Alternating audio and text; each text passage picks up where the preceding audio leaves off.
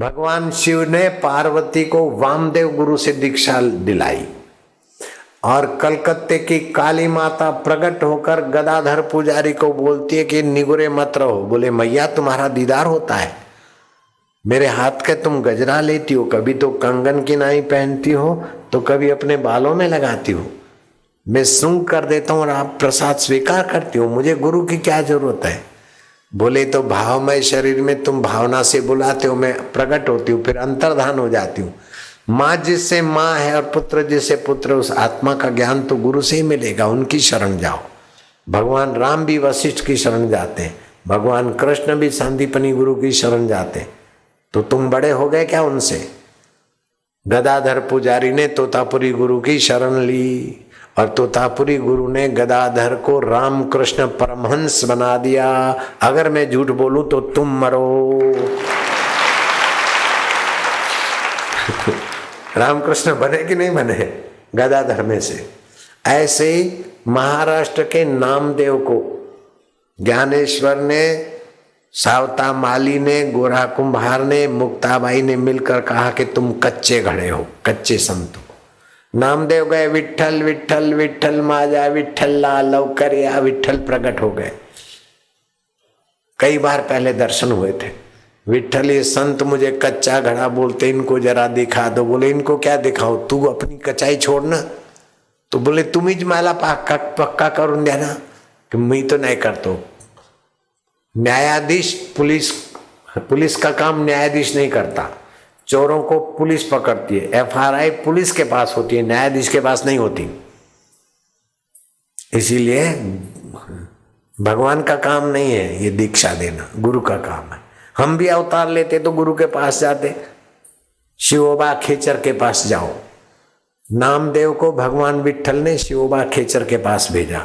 भगवान राजी हो जाएं और आप बोलो जिसमें मेरा कल्याण हो आप वही कीजिए, तो भगवान बोलेंगे बापू से दीक्षा ले लो। नानक जी राजी हो जाते, अपने भक्तों को भेजते हैं। साईं बाबा राजी हो जाते और भक्तों को स्वप्न में बोलते हैं आशाराम जी से दीक्षा लो। कई ऐसे भक्त हैं। मुसलमान फकीर राजी हो गए, उस मुसलमान बाई को स्वप्न में कहा जाओ सूरत में आशाराम बाबा है, उससे दीक्षा लो। जब उसने दीक्षा ली तो उसके गुरु पीर जो फकीर थे वो भी दिखे और मैं भी दिखा। बिल्कुल सच्ची बात बोलता हूँ, मुझे पता है व्यासपीठ पे झूठ बोलने से पुण्य नाश होता है, प्रभाव नाश होता है। मैं झूठ काहे को बोलूं। झूठ दो प्रकार के आदमी बोलते, एक तो कुछ लेना है, मुझे तुम्हारे से फूल की पत्ती भी नहीं लेनी, और दूसरा डरपोक आदमी झूठ बोलता है, मैं डरता भी नहीं तुम्हारे से। नर्मदा किनारे एकांत में रहते समय कई लोग चोर डाकू समझ के हथियार लेके मारने को आते, तब भी नहीं डरा, तो तुम्हारे से क्यों डरूंगा।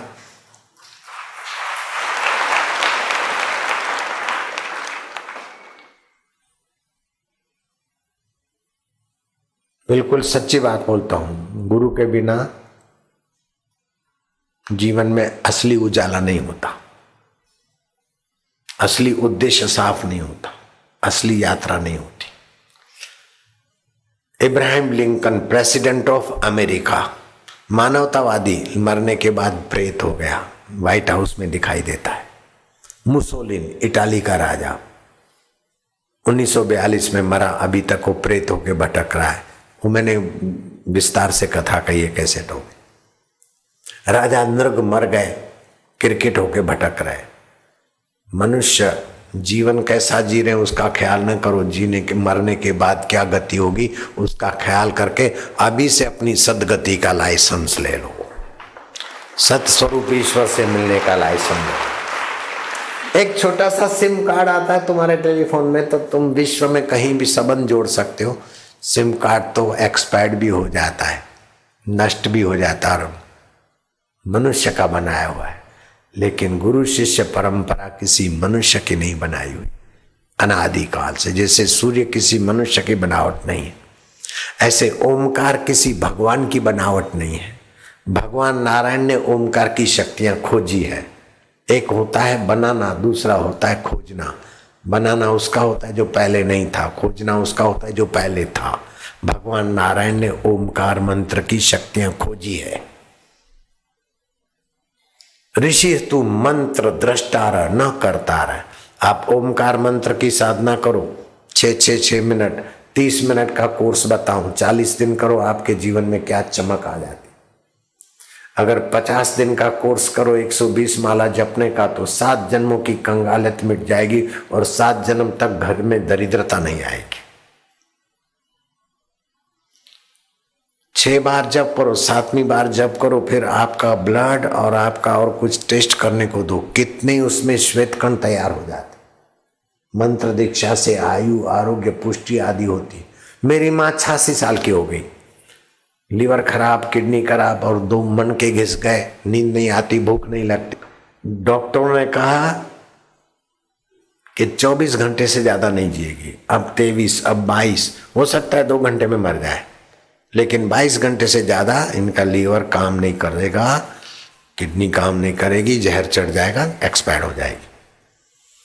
मेरे वैद्य को भेजा तो वैद्य इतना मुंह लेके आया कि इस कुछ भी नहीं हो सकता है। फिर मैं गया तो मेरी माँ मेरे को गुरु मानती थी, मैं तो उनको प्रणाम करता ही था, अपना कर्तव्य निभाता, लेकिन वो मेरे को भगवान गुरु मानती थी।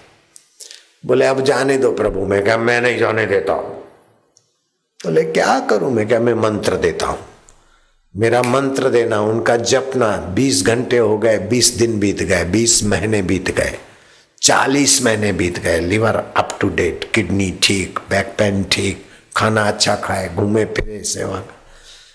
अमेरिका का MD अमेरिका में किया, प्रैक्टिस अमेरिका में चल रही, अस्पताल अपनी। वो डॉक्टर अमेरिका से इधर आवे, दर्शन के बहाने चेक करता ही कैसे हो गया। अरे जहाँ साइंस बाँ पुकार जाती है, वहां भगवान की मंत्र शक्ति काम करती है। क्या समझते डॉक्टर लोग? भगवान के नाम में भगवान की शक्ति होती है, भगवान के मंत्र में भगवान की अनंत शक्तियों से जीव जुड़ जाता है। मैंने उस बूढ़े को मंत्र दिया, 12 दिन के बाद आया, बोले मेरे जोड़ों का दर्द हट गया, भूख लगती है, ऐसा हो ऐसा हो। मेरे घर में 4 बंदर घुस गए और एलोपैथी की दवाइयां की पुड़ियां और वो पॉलीथीन की थैली लेके भाग गए। मेरी पत्नी ने उसूस करा तो उसको पंजा डरावना मुंह करके भाग गए। बाबूजी आपको हंसी आएगी, वो मंत्र दिया था मैंने उस बूढ़े को, मैं आपको भी देना चाहता हूं। चाहे आप निगुरे रहो लेकिन स्वस्थ तो रहो भाईजान। चाहे आपका गुरु कोई भी है लेकिन स्वस्थ तो रहो। सूर्य के किरणों में 18 मिनट गुजारना है और श्वास दाहिने नाक से श्वास लो, ओम शांति जपो, बाहें से छोड़ो, बाहें से लो, दाएं से छोड़ो, अनुलोम विलोम करना 5-10 बार। फिर क्या करना, दोनों नथुनों से श्वास बाहर लो, भरो भरो भरो भरो भरो, श्वास रोक दो, मन में जपो, नासे रोग हरे सब पीरा, जपत निरंतर हनुमंत बीरा। नासे रोग हरे सब पीरा, जपत निरंतर हनुमत बीरा। नासे रोग हरे सब पीरा, नासे रोग हरे सब पीरा, जपत निरंतर हनुमंत बीरा। जपत निरंतर हनुमत बीरा। नासे रोग हरे सब पीरा, नासे रोग हरे सब पीरा, जपत निरंतर हनुमंत बीरा। जपत निरंतर हनुमत बीरा। श्वास रोक के रखना, जीभ तालू में लगा दो, तुम बोलना नहीं, मन में रटो, पक्का हो जाएगा। नासे रोग हरे सब पीरा, नासे रोग हरे सब पीरा। जीभ तालू में लगा दो, याद रह जाएगा। जपत निरंतर हनुमंत वीरा, जपत निरंतर हनुमत बीरा। नासे रोग हरे सब पीरा, नासे रोग हरे सब पीरा, जपत निरंतर हनुमंत वीरा। जपत निरंतर हनुमत बीरा। शाबाश है, 1.25 मिनट हो गया, श्वास छोड़ दो। जिनको याद रह गया वो हाथ ऊपर करो। जीभ तालू में लगाने से स्मृति शक्ति काम करती खूब। मैं दुनिया की सारी यूनिवर्सिटी, सारे स्कूल, सारे कॉलेज और सारे विश्वविद्यालय में रट रट के डिग्रियां ले आता तो भी मेरा इतना भला नहीं होता जितना मेरा सत्संग से भला हुआ है।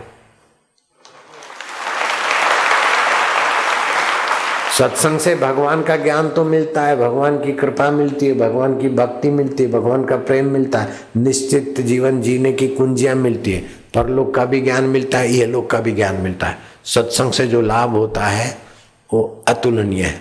तो जो सत्संग करते हैं, करवाते हैं, सत्संग करने कराने में साथ सहकार देते हैं, वो अष्ट दान से भी ऊंचे दान के फल को पाते।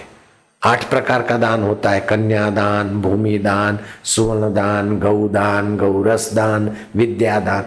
लेकिन कन्यादान के बाद भी जमाई शराबी होते हैं, जुआरी होते हैं, बोफोर्स वाले होते हैं, हवाला कांड वाले होते हैं, हरामी।